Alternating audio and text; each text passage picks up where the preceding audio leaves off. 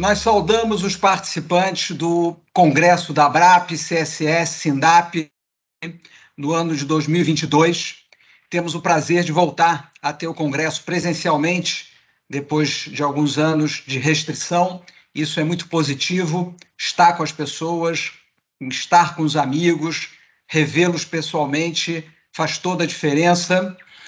E o escritório Bocater, Camargo, Costa Silva, Rodrigues, mais conhecido como escritório Bocater de advogados, tem uma longa trajetória no âmbito da Previdência Complementar e na interação com a ABRAP, o CSS e o SINDAP. Inclusive eu, Flávio Martins Rodrigues, já tive a oportunidade de presidir o ICSS e sei da importância e da riqueza da vida associativa, sindical, envolvida em torno dessas entidades e, mais recentemente, também da Uniabrap, que nós ajudamos a estruturar juridicamente. Então, é um prazer estar de novo com vocês. A ideia é a gente tratar de um tema técnico específico, mas eu gostaria, na condição de sócio sênior do escritório Bocater, de dar uma pequena palavra sobre a nossa organização.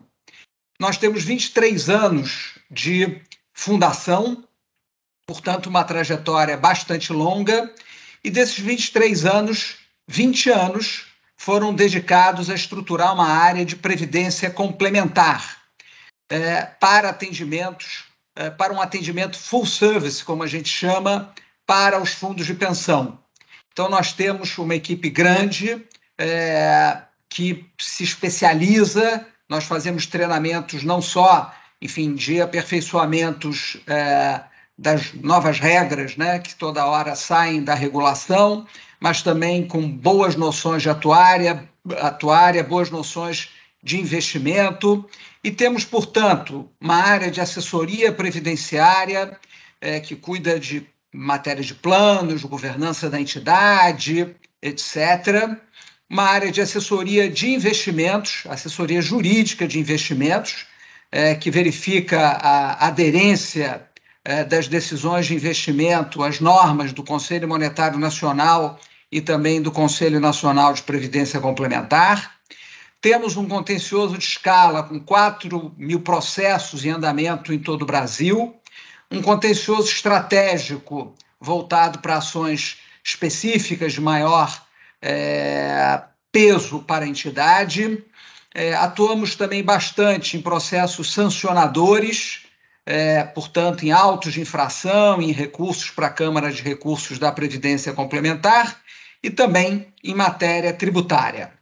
A ideia hoje é trazer, então, como eu disse, um tema jurídico, e o nosso sócio, Matheus Rossi, falará sobre novos precedentes que nós participamos e ajudamos a construir no âmbito dos processos sancionadores da Previc e da Câmara de Recursos da Previdência Complementar, que, enfim, trata de um elemento bastante importante relacionado com a gestão da entidade e com a responsabilidade pessoal dos próprios dirigentes.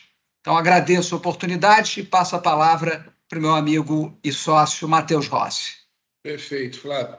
Então, vamos destacar aqui recentes decisões do colegiado da Previc e também da Câmara de Recursos da Previdência Complementar, decisões estas que julgaram improcedentes alguns autos de infração, e a partir de um reconhecimento de que os fatos ali analisados, investigados, fiscalizados, na verdade, foram atos regulares de gestão, né? Então, são precedentes importantes, recentes, e que, de alguma forma, vai aí orientar ou até balizar aí novos julgamentos ou até mesmo a ação da fiscalização futura, né? Não, só para recapitular, só para passar rapidamente, hoje o processo sancionador na Previdência Complementar ele é regulado por um decreto, o decreto 4942 de 2003, fala-se em revisão dele, alguns pontos, especialmente a multa única para todos os agentes da governança, mas, enfim, é o decreto que temos hoje e é com ele que a gente trabalha. Esse decreto, a maioria dos autos de infração que hoje quem acompanha os julgamentos na Câmara de Recurso, pode perceber que 99% dos autos de infração estão relacionados a assuntos de investimentos, né? E esses autos de infração, eles são lavrados também, têm em comum a mesma tipificação administrativa prevista no decreto, que é o artigo 64, né? Que diz aplicar os recursos garantidores em desacordo com as diretrizes do Conselho Monetário Nacional. Então, esse é a tipificação administrativa, onde a maioria dos autos estão lavrados.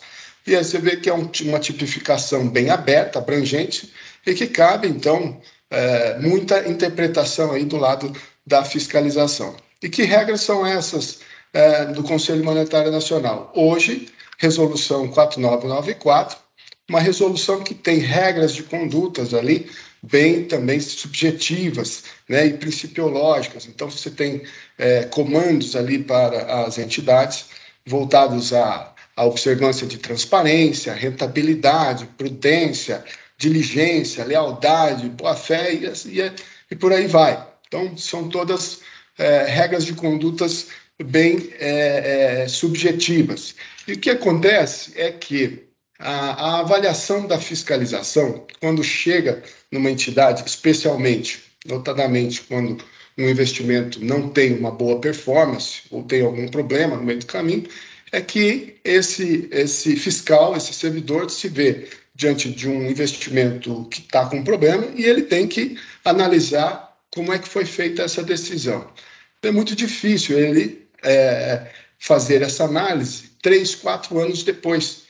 Então, essas análises acabam sendo, pegando um ponto de avaliação de risco, notadamente aquele risco que veio a se concretizar e que levou o investimento a um caminho não esperado, e é em cima disso que é lavrado um auto de infração com o apontamento de uma falha ou até mesmo de uma ausência de avaliação desse risco. Então, esses precedentes recentes do colegiado da Previc e da Câmara de Recurso foram muito importantes porque eles se inclinaram, então, em analisar efetivamente esse apontamento da falta de avaliação de risco. Então, os precedentes eles tiveram, então, um efeito positivo de dar aí alguns indicadores. Eles partem de um conceito de que não há dúvidas de que a aplicação dos recursos garantidores é uma atividade meio da entidade, né? Está sujeita a diversos riscos. Então, desse modo, não são os resultados que devem determinar se o investimento foi ou não regular. Daí que vem o ato regular de gestão. São decisões que precisam ser preservadas. Afinal de contas, as entidades precisam tomar riscos, mas a forma como cada uma toma risco, esse é o ponto em que os precedentes se debruçaram. Então, muito foi falado sobre o ato regular de gestão, que é aquele praticado dentro das atribuições e poderes de cada gestor, né? Sem a verificação de culpa, negligência, imprudência e sem, muito menos, o dolo, né? Ainda que desses atos possam advir prejuízos da decisão levada a efeito, né? Então, a partir daí, quais foram as premissas? Primeira premissa que deve se adotar houve análise prévia de riscos do investimento que precederam cada uma das decisões ali questionadas pela fiscalização. Então, análise internas, notas técnicas internas, 1, 2, vezes mais de uma, porque o assunto passa mais de uma vez pela deliberação final, até chegar a uma deliberação do comitê. Análises externas, consultorias de risco, análise de súmulas de rating, laudos de avaliação, o parecer jurídico, do jurídico interno ou do jurídico externo especializado, tudo isso. Houve o que tem que dizer?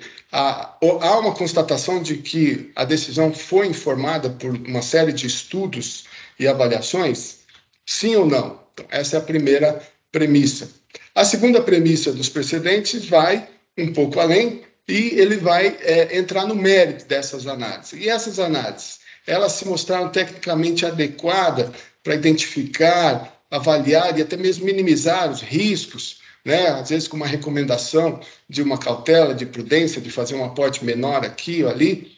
Então, essa subjetividade nessa avaliação é que deve ser também ponderada. Mas aí que vem um detalhe importante dos precedentes, né? Os precedentes vão dizer, nós não podemos ter essa análise a ponto de dela implicar num rigor exacerbado, de exigir uma avaliação de situações ou riscos que sequer podiam ser imaginados naquele momento, né? Ninguém aqui não se pode exigir que a entidade tenha uma bola de cristal para saber o que vai acontecer com o setor de óleo e gás, com o setor de alimentos e assim por diante. Então, a ponderação dos precedentes fala muito na razoabilidade. Não se pode impor um rigor exacerbado na qualidade. Precisa ser analisado se essas análises foram feitas dentro de uma curva do esperado, do que é uma análise de investimento, né? Que possam ter, então, subsidiado essas decisões. Então, esses aí são os precedentes recentes que certamente irão aí balizar novos julgamentos, serão utilizados como cases aí para poder fundamentar novas decisões, ok? Obrigado, Matheus. Então, enfim, esse tema que a gente queria pensar e abordar de um pouquinho mais de profundidade para os integrantes do Congresso de 2022 e esperamos, então, estar com vocês e aproveitar desse convívio que é tão rico no ambiente ABRAP, ICSS, SINDAP, UniABRAP e que a gente frequenta e ajuda e colabora com muito prazer. Muito obrigado a todos, bom congresso.